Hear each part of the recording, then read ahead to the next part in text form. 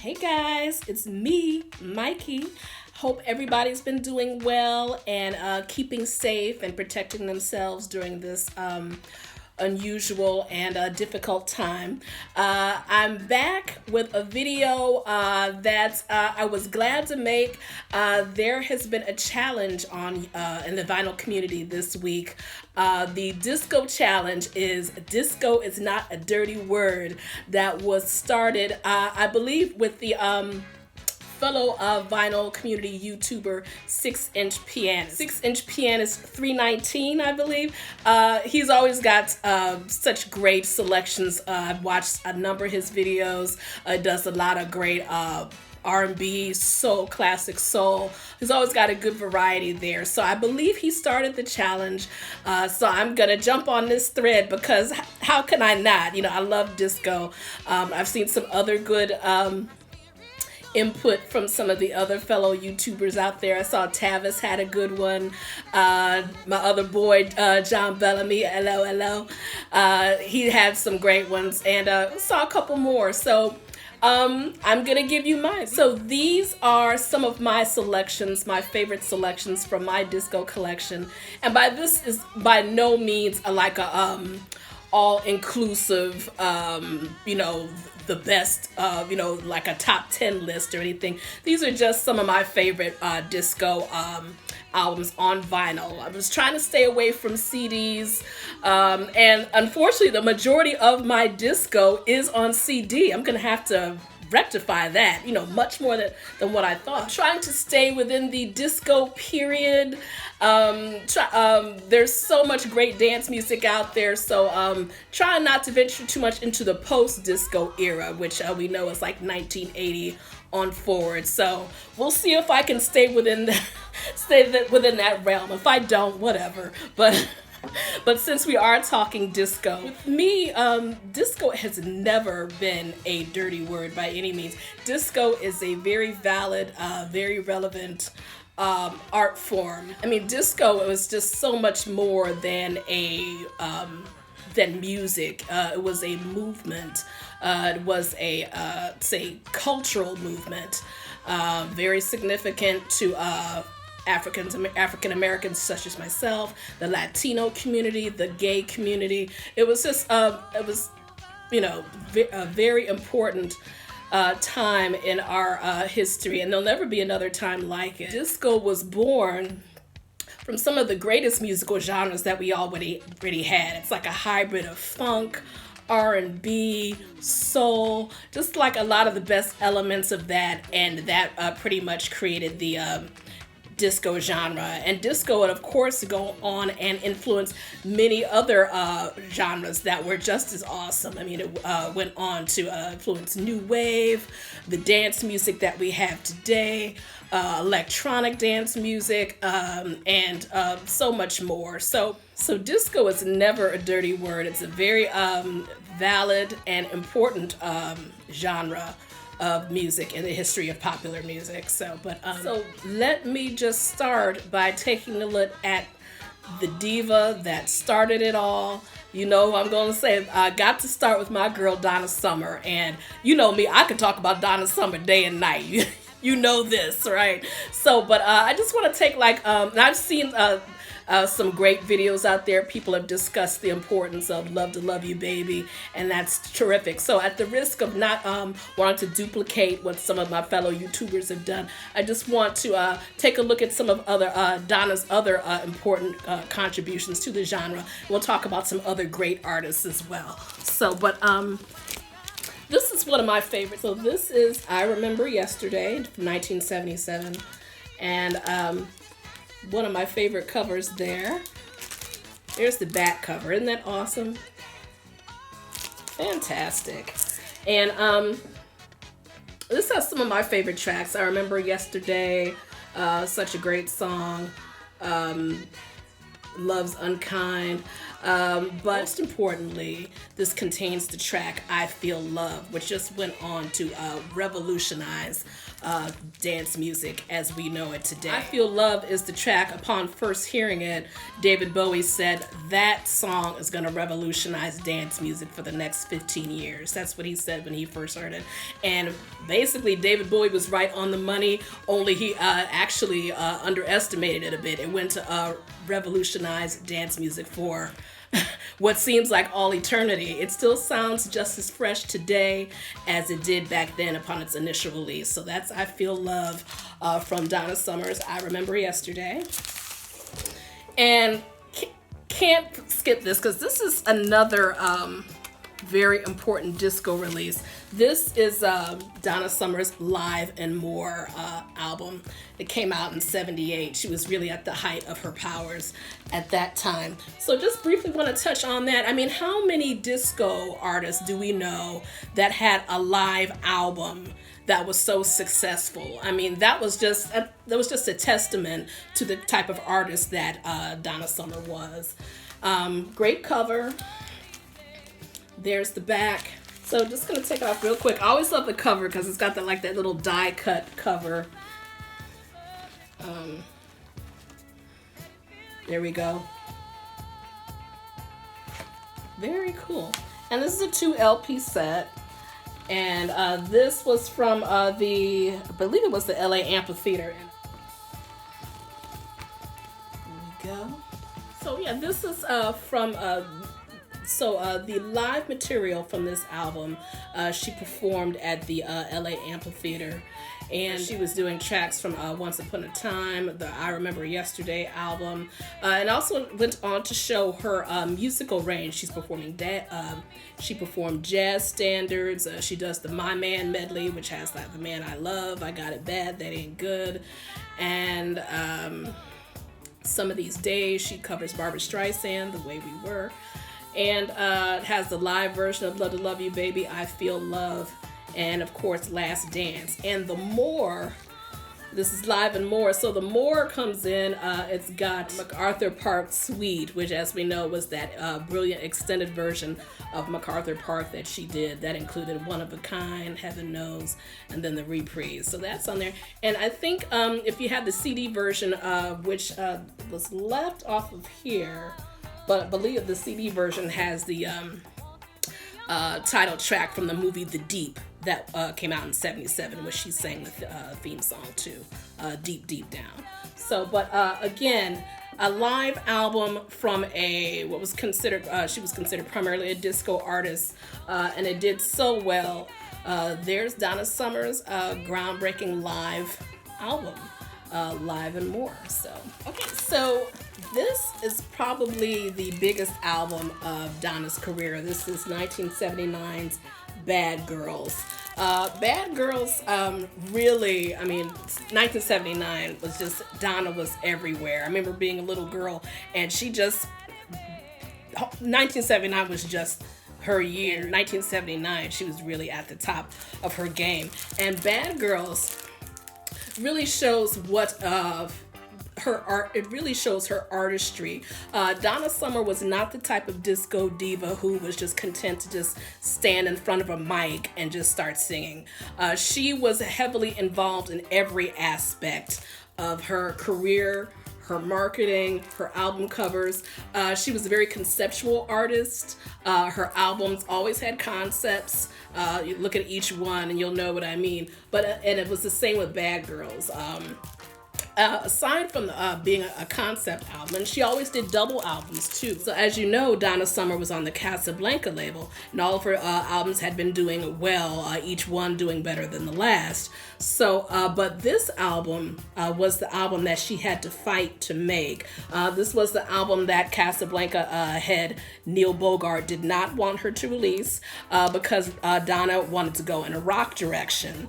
And as brilliant as Neil Bogart was, he kind of missed the mark on this because he didn't want her to go in that direction. You know, he was pretty formulaic, so it was just kind of like, you know, if it ain't broke, don't fix it. But, you know, again, Donna, you know, she was an artist. She wanted to do what she wanted to do.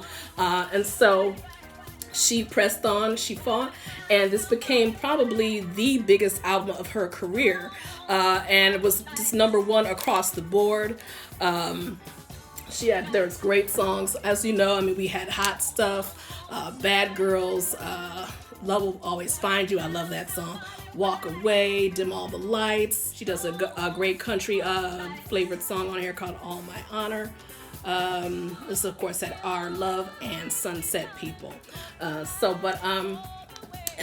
Again, a very rock flavored disco album by Donna Summer that was very, very important to her career.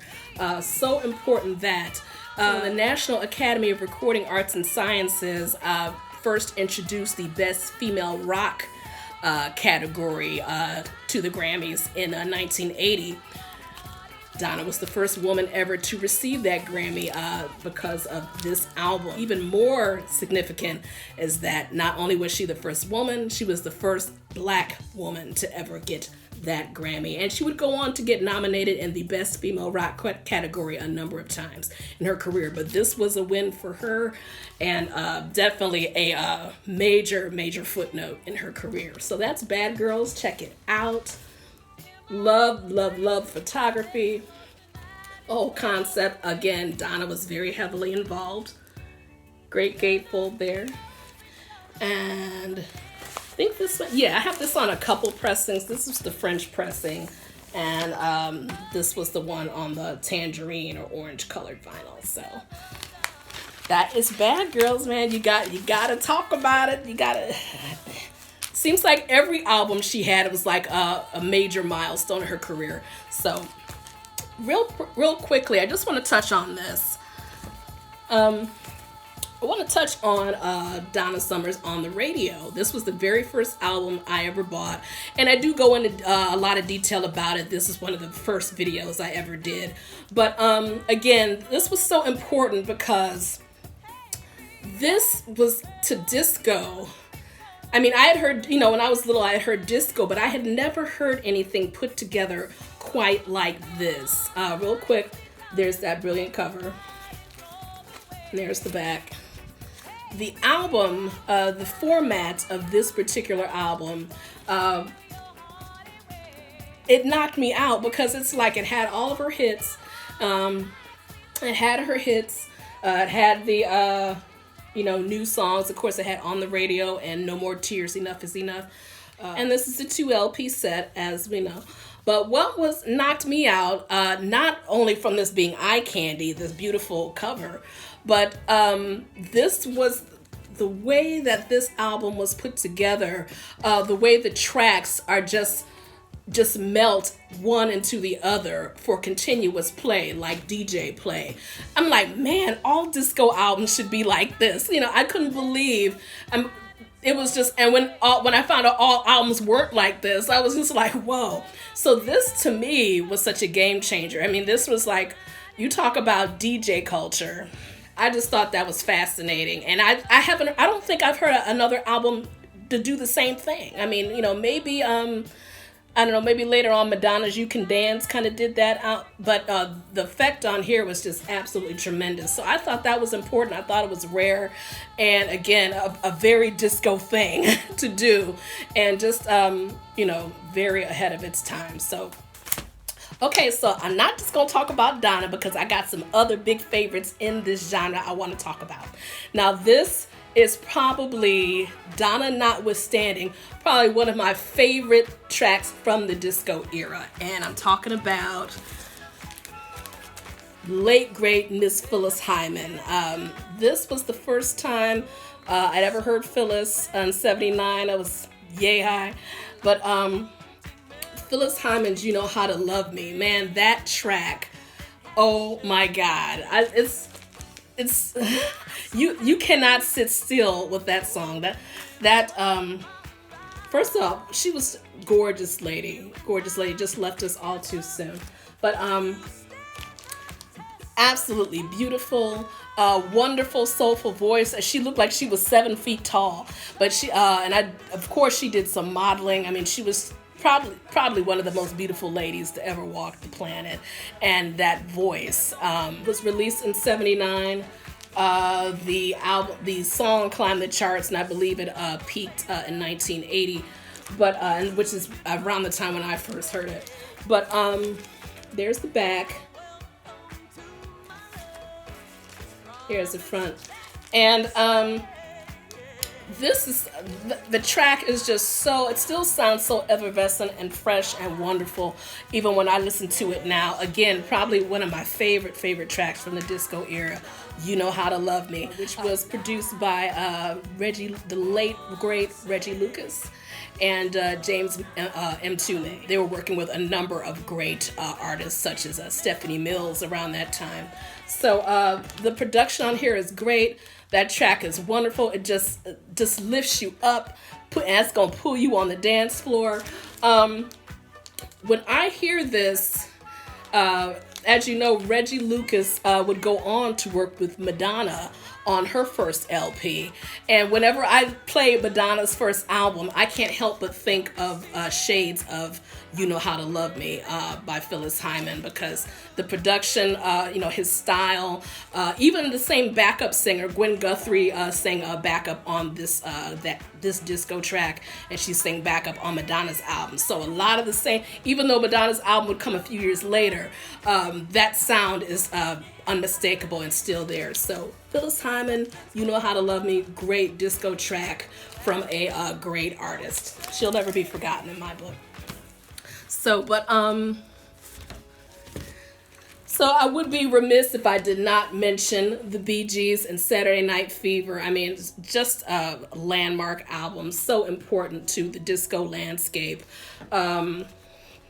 I mean, you cannot, they're synonymous with disco, so you can't overlook it. Just a great album from front to back, and some other great tracks, some great artists besides the brothers Gibb on here. We've got Walter Murphy's Fifth of Beethoven.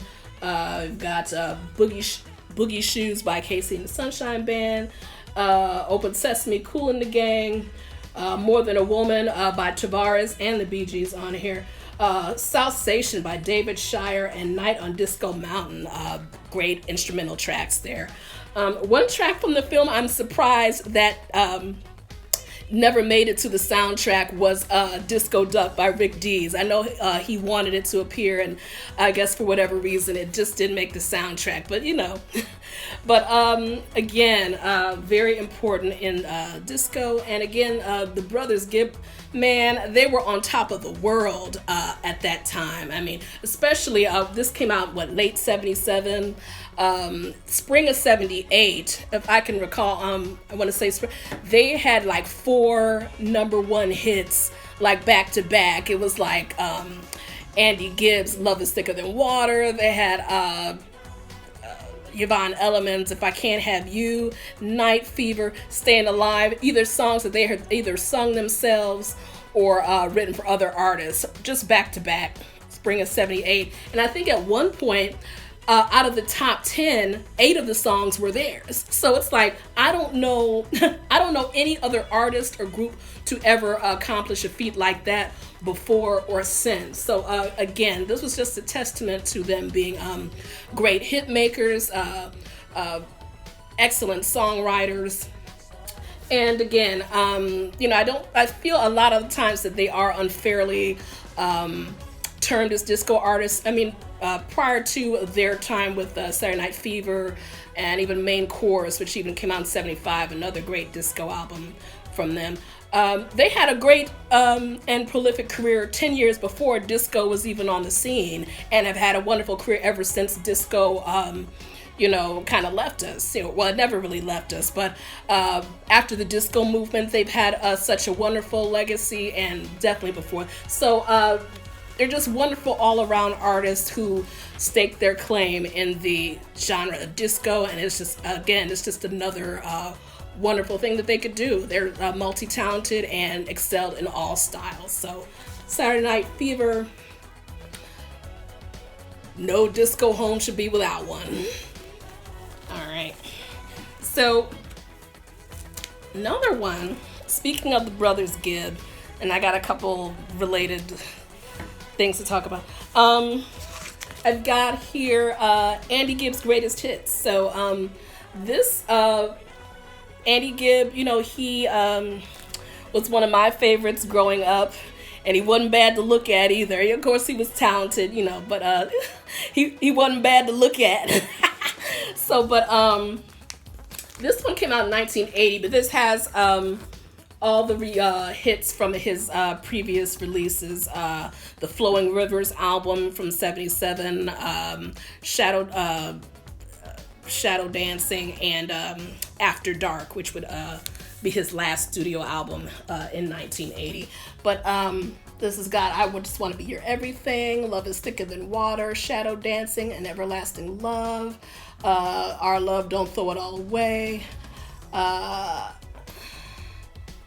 and After Dark and Desire. So Andy, again, very important to the disco movement, one of my favorite artists growing up. And I always looked at him kind of like a mini Barry Gibb. You know, some people may not see him as being important to the genre, but again, I loved his music. I loved After Dark. I love, you know, some of the duets he did on there with Olivia Newton-John. But again, just a fun artist to listen to, and disco was all about fun. And Andy Gibb, one of my favorites growing up. I miss him. I was devastated when he died. You know, he was just such a cutie. But that's little Andy. And another artist from that era, disco era, Samantha Sang, Australian artist. Remember her with Emotion, which was written by the brothers Gibb, which charted in '78. That was again, you know, her huge song for her, and they did several tracks for her on this album. So this is the album Emotion, and actually it's still sealed. I haven't played this yet, but I do know most of the material on it. But there's the back. Yeah, Samantha Sang, she had her moment in the sun during the disco movement. Dig that cover, I love it. So disco albums had some of the best covers back then. But there she is. And another song of note on here was Change of Heart. That was written by Eric Carmen. Eric Carmen, he had his own version of it that same year in '78. And Samantha Sang had her, if you ever have a change of heart, remember it's not too late to start. Come, da-da-da-da, it'll come to you. I think they sounded like each other on that song. So, but yeah, she did a cover of "Change of Heart" by Eric Carmen. So that was another disco lady. From '79, I've got the Spinners. This is "Dancing and Lovin'." This was after Philippe Wynne had left the group, and they started having hits like this contains some medley, "Working My Way Back to You," "Forgive Me Girl." He had an excellent voice. Now, he may not have had like the you know, Philippe had his own way of you know, his you know, his funky way of singing, but Bobby was a good you know, singer as well in his own right. So, but Spinners, "Dancing and Lovin'." There's the back cover. There's the front, man. So another great album, man. I love the Spinners. Probably my favorite, one of my favorite groups from the era. You know, the Spinners, Tavares. There was some really great vocal groups that came out of that whole era. I love them. So and I know this is one that everybody has mentioned, but I figure I'd toss mine in there too. And that's Diana Ross's self-titled album from 1980, Diana. So I know we're getting into a little bit of the post-disco period, but this album kind of falls in between the end of the disco movement and the beginning of the 80s. So and everybody has touched on this so well, so I won't spend too much time on it. But again, she was in peak form, Diana, and the production from the Chic organization, Bernard Edwards and Nile Rodgers. I mean, they were just on fire, man, working with Sister Sledge, all these great tunes that were coming out at the time. And there's that, there's the gatefold inside. Diana always looking stunning as usual. This copy, I believe, is a, yeah. So this is one is on clear vinyl. This one came out a few years ago, and it sounds great. So, but yes, the album that's very important to her career. An album that further shows what powerhouses Nile Rodgers and Bernard Edwards were. Excellent musicians, excellent songwriters. That unmistakable sound that they had is just amazing on this album. So Diana, there we go. Okay, so a couple of kind of offbeat selections I got here were disco meets rock musicals. So I've got, I don't know if anyone remembers Evita. This is like Disco Evita by the group Festival, which was put together by saxophonist Boris Midney, who you might also remember did his version of a disco-fied version of The Empire Strikes Back the following year. But this is from '79. And on the charts, they had a big hit with Don't Cry For Me, Argentina. And if you ever listen to Festival, it kind of puts you in the mind of, this is very Euro disco, kind of puts you in the mind of like Boney M and those kind of groups at that time. So just the disco version of Evita by Festival is just so much fun. So, but, and this was '79 RSO Records. So, again, disco strikes again, this time in the realm of musicals. So, and I've got another one. This kind of unique. This is Disco Spectacular.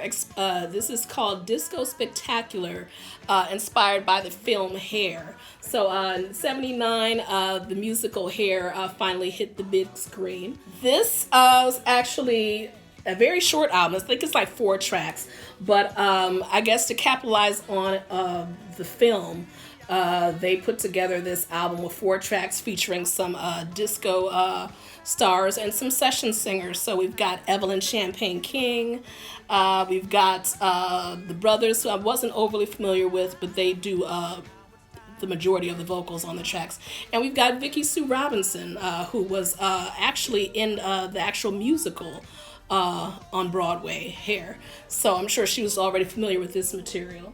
So there's 4 tracks: Aquarius, Let the Sunshine In, Where Do I Go, East to Be Hard, and Good Morning Stars Shine. So, not a successful album, but again, this is, disco making its mark with, rock musicals, melding the two together.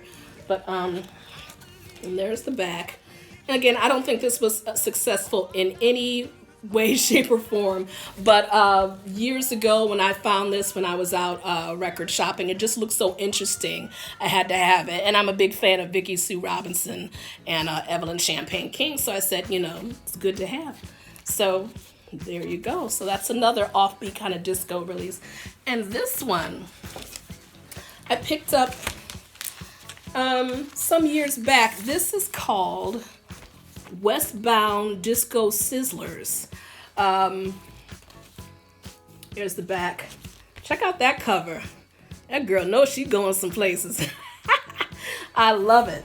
So I bought this because when I was little, I was scared to death of this song called Devil's Gun by CJ and Company. Only back then I didn't know it was by CJ and Company. I remember the song was a huge hit back then.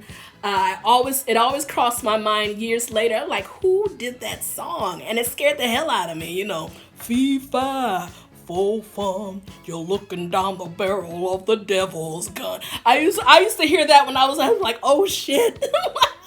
Like, mommy, turn on the lights, But years later, I found out who sang it. Again, CJ and Company. And I had to have the song. And it wasn't available on anything at the time. But I did find it. on this compilation. And that song has the distinction, as some of you disco lovers might know, of being the very first song played at the opening of Studio 54.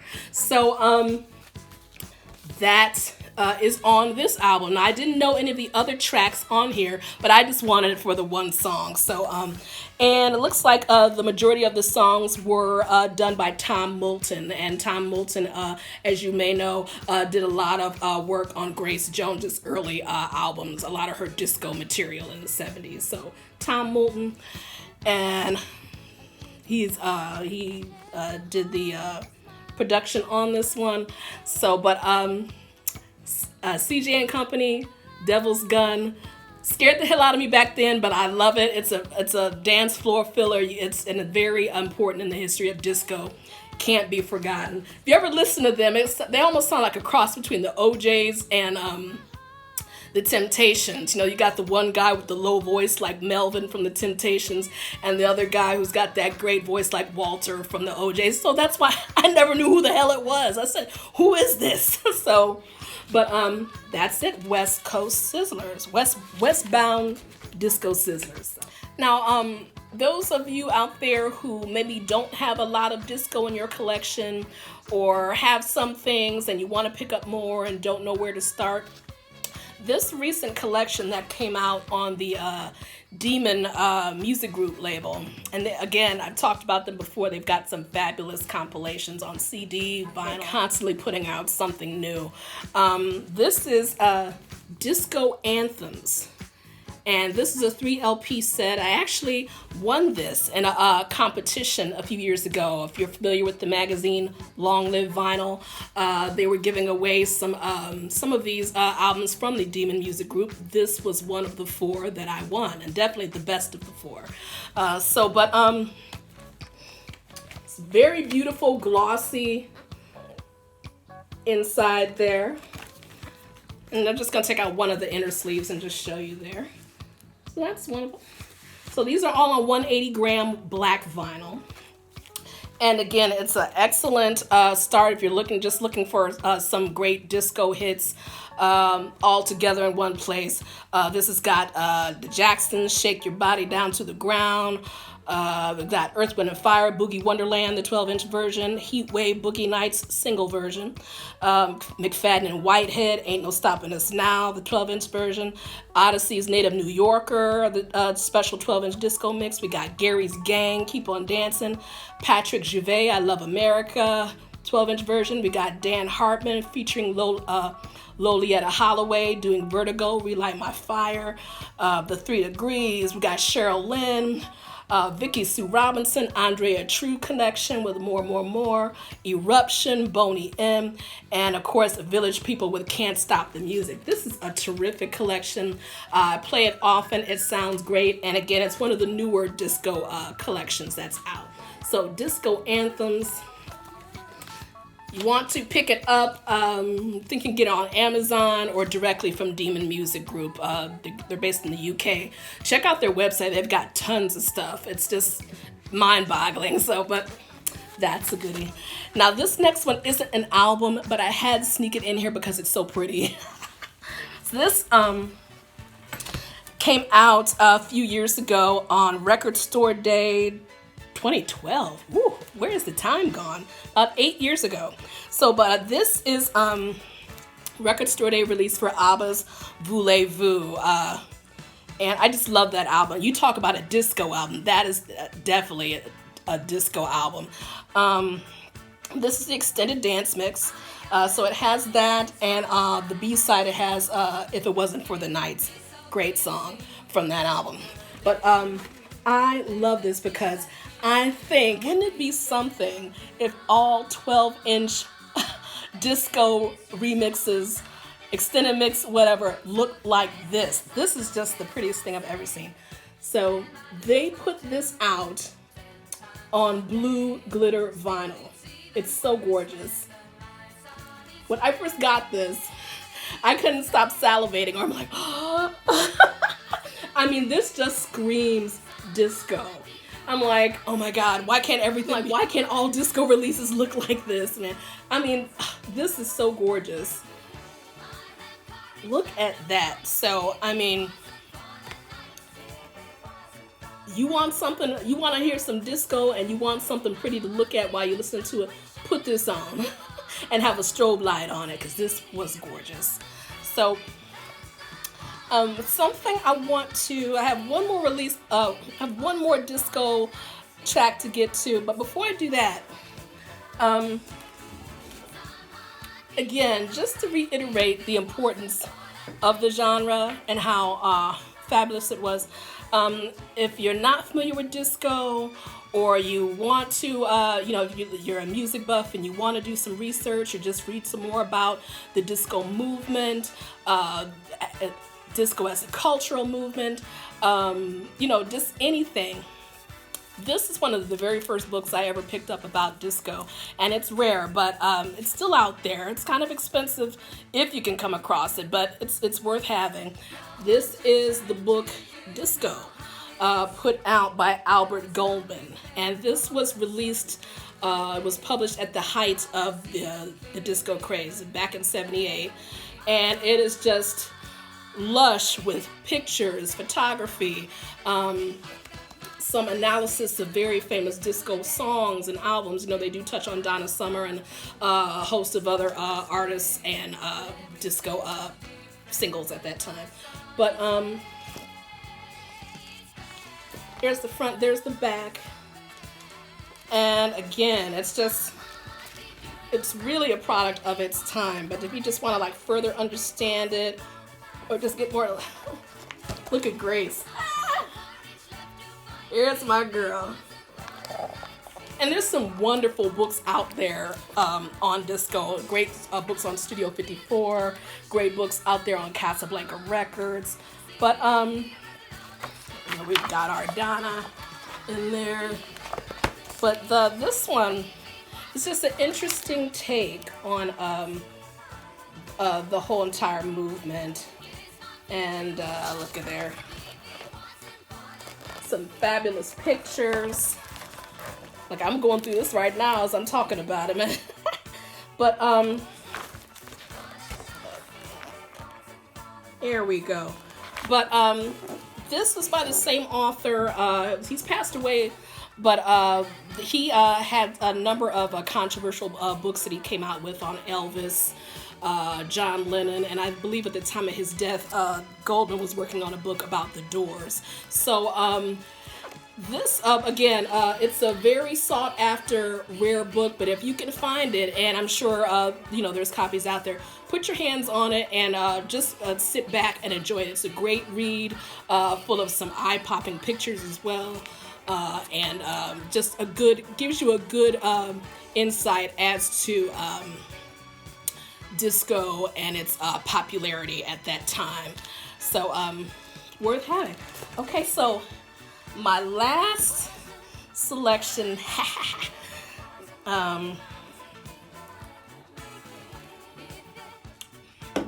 so my last one here, I have from 1976. I've got Bette Midler's Songs for the New Depression. On this album, this is one of my favorite albums of Bette. This has the most awesome disco-fied version of Frank Sinatra's Strangers in the Night, which is not just one of my favorite Bette Midler songs of all time, but just one of my favorite disco songs of all time. It's so good. And it's the first track on the album. There's the, just real quick to show you the cover. There's the back.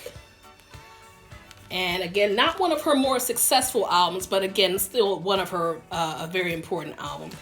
So again, and this did come out with a 12-inch, there is a 12-inch single available for Strangers in the Night.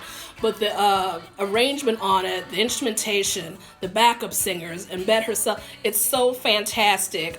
It was panned at the time because, that's how people are about the classics. People don't like you to, especially at that time, they don't like you really to put a spin on something that's so coveted and revered as a Frank Sinatra song. So it was panned.